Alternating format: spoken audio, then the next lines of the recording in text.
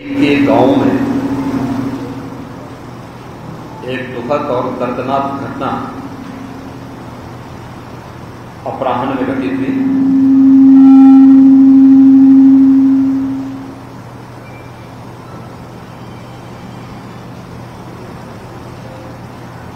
इस पूरी घटना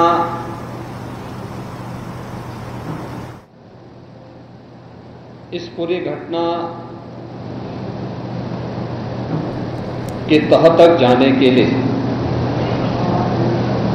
शासन स्तर पर हम लोगों ने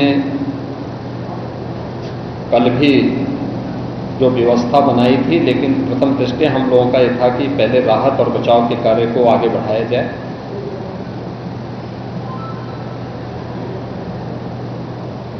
इस पूरी जो अभी हादसा है, इस हादसे में 121 श्रद्धालुओं की मृत्यु हुई, जो उत्तर प्रदेश के साथ साथ हरियाणा, राजस्थान और मध्य प्रदेश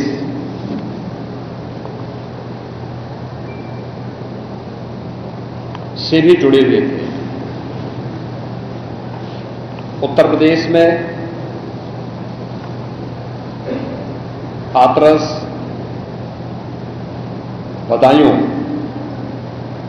कासगंज, अलीगढ़, एटा, ललितपुर, शाहजहांपुर, आगरा, फिरोजाबाद, गौतम बुद्ध नगर, मथुरा, औरैया, बुलंदशहर, पीलीभीत, संभल और लखीमपुर खीरी, इन 16 जनपदों के भी कुछ श्रद्धालु जन थे जो इस हादसे के शिकार हुए हैं।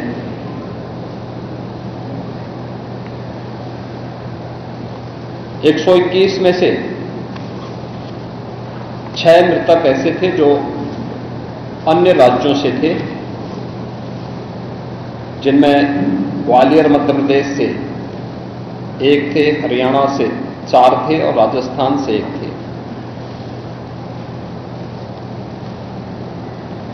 हाथरस के जिला हॉस्पिटल में मैंने जो घायल हैं, 31 ऐसे घायल हैं जो हाथरस, अलीगढ़, एटा और आगरा के हॉस्पिटल में जिनका उपचार चल रहा है, और उसमें लगभग सभी आउट ऑफ डेंजर है।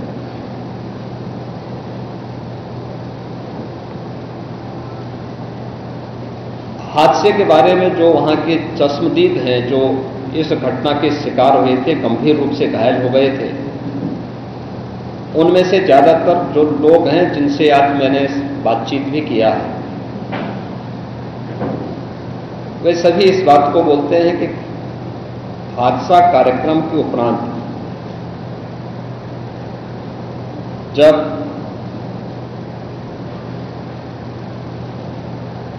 इस कार्यक्रम में जो सज्जन वहां पर अपना उपदेश देने के लिए आए थे, उनका कार्यक्रम या उनकी कथा संपन्न हुई, तो कथावाचक के मंच से उतरने के बाद जीटी रोड में जैसे ही उनका काफिला आया था, तो उन्हें छूने के लिए जब महिलाओं का एक दल उधर बढ़ा, तो उनके पीछे पीछे भीड़ गई और इसी के बाद वे एक दूसरे के ऊपर चढ़ते गए। सेवादार भी लोगों को धक्का देते रहे, जिसके कारण दोनों ओर, जीटी रोड के दोनों ओर और जीटी रोड के अंदर भी ये सब हादसा वहां पर होता हुआ दिखाई दिया। इसका सबसे दुखद पहलू यह था कि इस प्रकार के आयोजन में जो सेवादार प्रशासन को अंदर घुसने नहीं देते, दुर्घटना होने के तत्काल बाद या दुर्घटना के दौरान प्रारंभिक रूप में इन्होंने पहले वहां पर इस मामले को दबाने का प्रयास किया, लेकिन जब उन्हें प्रशासन ने हॉस्पिटल ले जाने की कार्रवाई प्रारंभ की तो इनमें ज्यादातर सेवादार वहां से भाग गए। इस पूरी घटनाक्रम के लिए हम लोगों ने एडीजी आगरा की अध्यक्षता में एक एसआईटी गठित की है, जिसने अपनी प्रारंभिक रिपोर्ट दी है और इस घटना की तह में जाने के लिए उनसे कहा गया है। बहुत सारे ऐसे पहलू हैं जिन पर जांच होनी बहुत आवश्यक है। अब तक प्रथम दृष्टिया जो थी हमारी कार्रवाई ये थी कि राहत और बचाव के कार्य को आगे बढ़ाने के बाद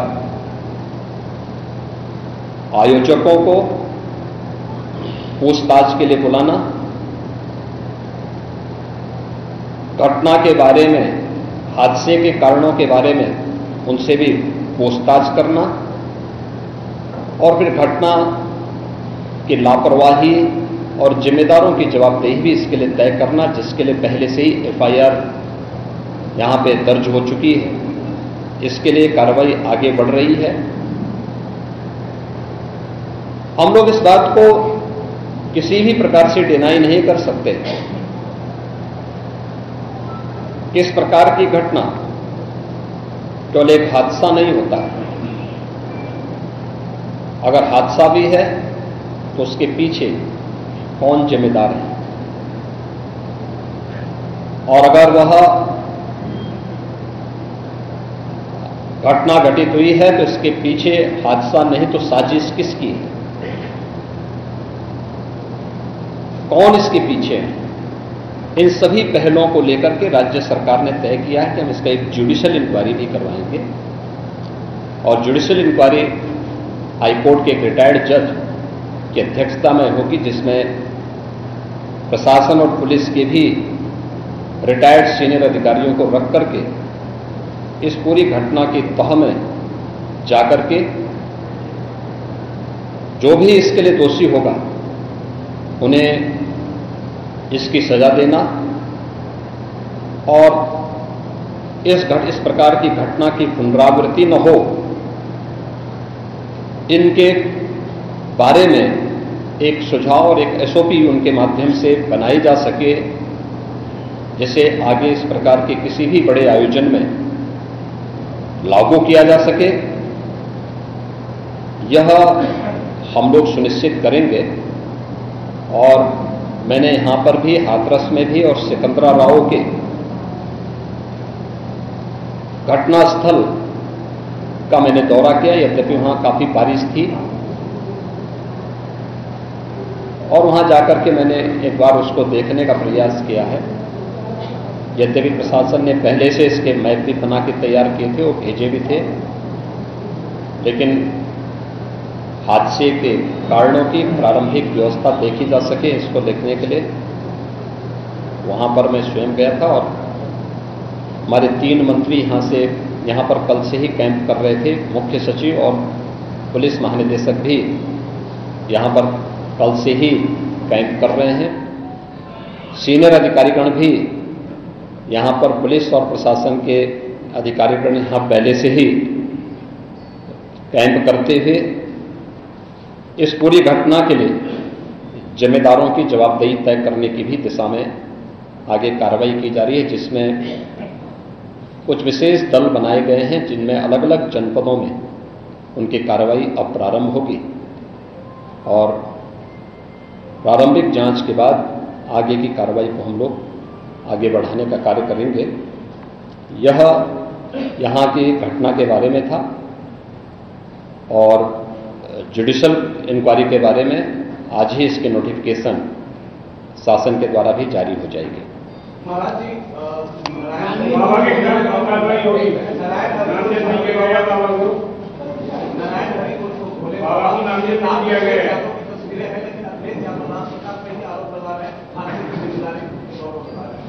देखिए, कुछ लोगों की एक प्रवृत्ति होती है कि इस प्रकार के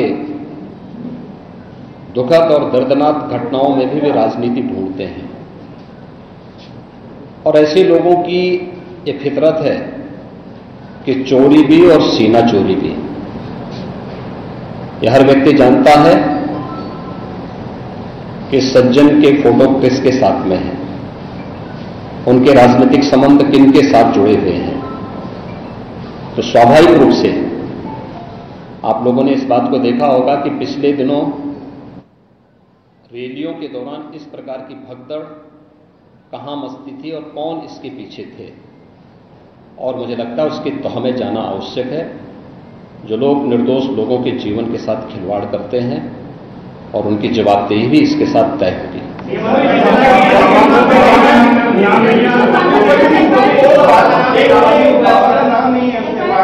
दूसरी चीज आपने कहा कि ऐसे आयोजनों में प्रशासन को घुसने की इजाजत नहीं होती है, तो ऐसा क्यों होता है कि क्या भविष्य में ऐसी चीजें ना हो? देखिए,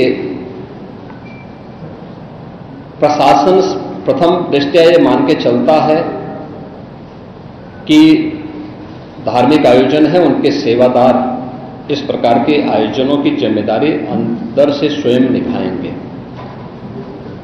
और बड़े बड़े आयोजन होते हैं, ऐसा नहीं कि ना होते हो। सावधानीवश वहां पर फोर्स प्रशासन तैनात करता है, लेकिन आउटर रिंग में उनकी फोर्स होती है। अंदर अगर आप देखेंगे तो उनके स्वयंसेवक के सेवादार ही इस पूरे व्यवस्था का संचालन करते हैं, उनकी देखभाल करते हैं। और जहां पे भीड़ अनुशासित होती है, धार्मिक और आध्यात्मिक श्रद्धा भाव के साथ लोग जहां आते हैं, वहां पर भीड़ अनुशासित भी रहती है। लेकिन जब वही कार्यक्रम निहित स्वार्थी तत्वों के हाथों का खिलौना बन जाता है, तो वह अनुशासनहीनता का नजारा वहां पर भी देखने को मिलता है। और इसका शिकार अंततः वह निर्दोष व्यक्ति होता है जो धार्मिक श्रद्धा के साथ उस आयोजन में भागीदार बनता है, क्योंकि उसको तो साजिश के बारे में पता नहीं होता है और वह अपनी उस श्रद्धा भाव के साथ आता है। लेकिन साजिश करने वाले लोग अपनी साजिश करके फिर वहां से चुपचाप खिसकने का प्रयास भी करते हैं। होना यह चाहिए था कि अगर हादसा था तो सेवादारों को वहां पर इस पूरी घटना को पहले तो अपनी व्यवस्था को सुदृढ़ करना चाहिए था, और अगर सुदृढ़ नहीं कर पा रहे थे तो प्रशासन का सपोर्ट लेकर के हादसे के शिकार लोगों को हॉस्पिटल पहुंचाने की व्यवस्था करनी चाहिए थी, उपचार की व्यवस्था करनी चाहिए थी। इसका सबसे दूसरा जो पहलू ये है कि हादसा में लोग मरते गए और सेवादार उससे पहले वहां से खिसक करके भाग चुके थे, और इसीलिए हम लोग इसकी पहले चलेंगे। और मैं इस बात के लिए आपको इस बात के लिए मैं कह रहा हूं ना कि मैंने इसीलिए जुडिशियल कमीशन के बारे में राज्य सरकार ने इसको तय किया है। हम इसके तहत निष्कर्ष पर आएंगे और इस प्रकार के बड़े बड़े आयोजन हम लोग करते रहे हैं, लेकिन कहीं भी कोई इस प्रकार की चीजें नहीं आई है। और मुझे लगता है हम लोगों ने इस प्रकार के बड़े बड़े आयोजन हमेशा किए हैं, कुंभ जैसे बड़े आयोजन किए हैं, बड़े बड़े कार्यक्रम होते रहे हैं। लेकिन इसीलिए मैंने कहा कि इसकी तह में जाना आवश्यक है कि आखिर इसके पीछे कौन लोग इसके लिए जिम्मेदार हैं। दूसरा, राज्य सरकार ने और केंद्र सरकार ने देखिए कि एफआईआर एप्लीकेशन परमिशन के लिए जिन लोगों ने दी थी, प्रथम दृष्टया पहले एफआईआर उनके खिलाफ होती है और इसके बाद फिर उसका दायरा बढ़ता है। ये सभी अन्य लोगों के दायरे में आएंगे, जो भी इसके लिए जिम्मेदार होंगे वे इसमें आएंगे। केंद्र और राज्य सरकार ने आर्थिक सहायता की भी घोषणा की है। जो निर्दोष लोग इस पूरे हादसे के शिकार हुए हैं, उनके जो नाबालिग बच्चे हैं, जो स्कूल में पढ़ने वाले बच्चे हैं, उनको हम उत्तर प्रदेश मुख्यमंत्री बाल सेवा योजना के अंतर्गत उन बच्चों की पढ़ाई की व्यवस्था हम लोग राज्य सरकार से करवाएंगे। उन्हें जिस भी स्कूल में पढ़ रहे होंगे, जिन भी संस्थाओं में पढ़ रहे होंगे, या उनके स्कॉलरशिप आदि की व्यवस्था के लिए भी राज्य सरकार ने तय किया है। और प्रत्येक मृतक के परिवारजन को भी केंद्र और राज्य सरकार मिलकर के 4 लाख रुपए की सहायता और गंभीर रूप से घायल व्यक्ति को 1 लाख रुपए की सहायता दे रही है। धन्यवाद।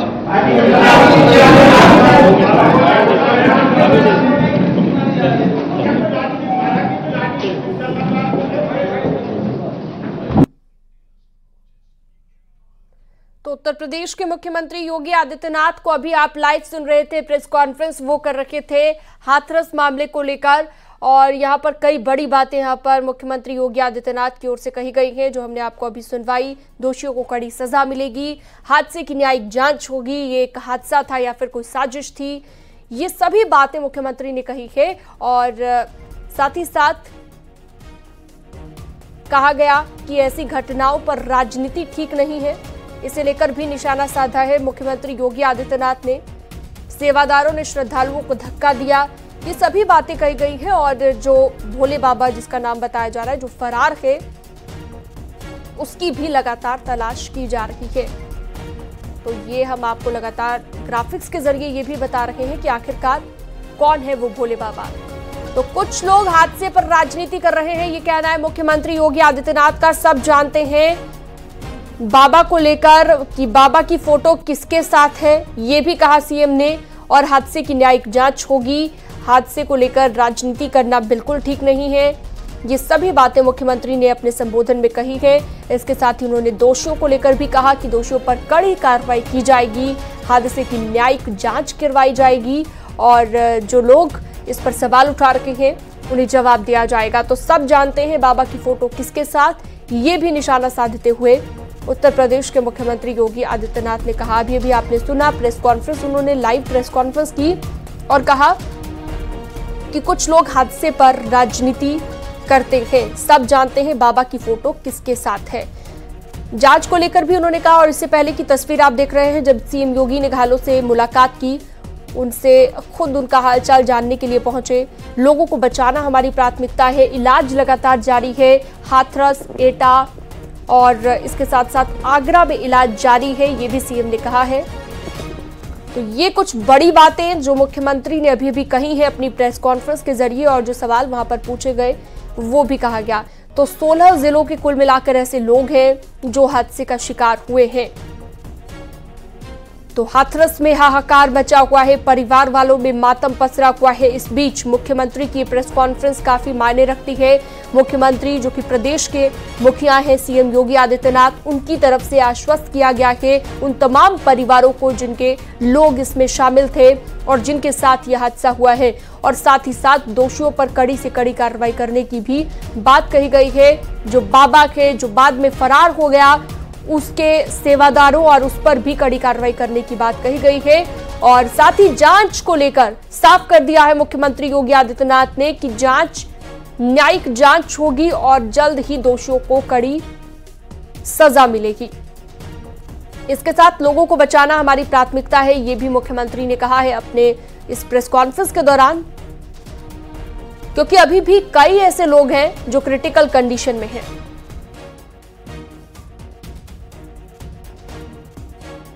प्रशासन को अंदर घुसने नहीं देते। दुर्घटना होने के तत्काल बाद या दुर्घटना के दौरान प्रारंभिक रूप में इन्होंने पहले वहां पर इस मामले को दबाने का प्रयास किया, लेकिन जब उन्हें प्रशासन ने हॉस्पिटल ले जाने की कार्रवाई प्रारंभ की तो इनमें ज्यादातर सेवादार वहां से भाग गए। इस पूरी घटनाक्रम के लिए हम लोगों ने एडीजी आगरा की अध्यक्षता में एक एसआईटी गठित की है, जिसने अपनी प्रारंभिक रिपोर्ट दी है। और इस घटना की तह में जाने के लिए उनसे कहा गया है, बहुत सारे ऐसे पहलू हैं जिन पर जांच होनी बहुत आवश्यक है। अब तक प्रथम दृष्टिया जो थी हमारी कार्रवाई ये थी कि राहत और बचाव के कार्य को आगे बढ़ाने के बाद आयोजकों को पूछताछ के लिए बुलाना, घटना के बारे में, हादसे के कारणों के बारे में उनसे भी पूछताछ करना और फिर घटना की लापरवाही और जिम्मेदारों की जवाबदेही भी इसके लिए तय करना, जिसके लिए पहले से ही एफआईआर यहां पे दर्ज हो चुकी है।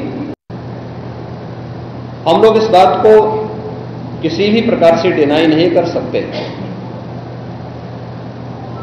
कि इस प्रकार की घटना केवल एक हादसा नहीं होता है। अगर हादसा भी है तो उसके पीछे कौन जिम्मेदार है, और अगर वह घटना घटित हुई है तो इसके पीछे हादसा नहीं तो साजिश किसकी है, कौन इसके पीछे है, इन सभी पहलुओं को लेकर के राज्य सरकार ने तय किया है कि हम इसका एक जुडिशियल इंक्वायरी भी करवाएंगे। और जुडिशियल इंक्वायरी हाईकोर्ट के एक रिटायर्ड जज की अध्यक्षता में होगी, जिसमें प्रशासन और पुलिस के भी रिटायर्ड सीनियर अधिकारियों को रख करके इस पूरी घटना की तह में जाकर के जो भी इसके लिए दोषी होगा उन्हें इसकी सजा देना और इस प्रकार की घटना की पुनरावृत्ति न हो, इनके बारे में एक सुझाव और एक एसओपी उनके माध्यम से बनाई जा सके, जिसे आगे इस प्रकार के किसी भी बड़े आयोजन में लागू किया जा सके। यह हम लोग सुनिश्चित करेंगे। तो मुख्यमंत्री को आपने सुना और हिमांशु शुक्ला हमारे साथ ज्यादा जानकारी के साथ जुड़ गए हैं। हिमांशु, हाथरस में जो हादसा हुआ उसे लेकर साफ कर दिया है मुख्यमंत्री ने कि न्यायिक जांच होगी और कड़ी कार्रवाई की जाएगी। साथ ही साथ तमाम जो मृतक हैं उनके परिवार वालों को भी आश्वस्त किया गया। बिल्कुल, देखिए आपको बता दें कि एक बड़ा मैसेज दिया और मैसेज बहुत क्लियर है कि अगर ये हादसा है तो हादसे में जिम्मेदारी तय की जाएगी और अगर ये साजिश है तो साजिशकर्ताओं के खिलाफ सख्त और बड़ी कार्रवाई की जाएगी। इस दौरान जो प्रेस ब्रीफिंग की है मुख्यमंत्री योगी आदित्यनाथ ने, उन्होंने बताया कि 121 लोगों की दर्दनाक मौत हुई है, जिसमें 3 राज्य हैं और यूपी के 16 डिस्ट्रिक्ट यानी 16 जनपद हैं और मध्य प्रदेश, राजस्थान और हरियाणा के मृतक है। सबसे ज्यादा हरियाणा के 6 लोग हैं और इसके अलावा एक जो सबसे अहम है वो ये है कि राज्य सरकार ने जुडिशियल इंक्वायरी सेटअप की है। जुडिशियल इंक्वायरी सेटअप की है, रिटायर्ड हाईकोर्ट के जज उसके अध्यक्ष होंगे, इसके अलावा पुलिस ऑफिसर्स होंगे। ठीक है, बहुत शुक्रिया तमाम जानकारी के लिए आपका हिमांशु, विस्तार से आपने खबर को लेकर जानकारी दी।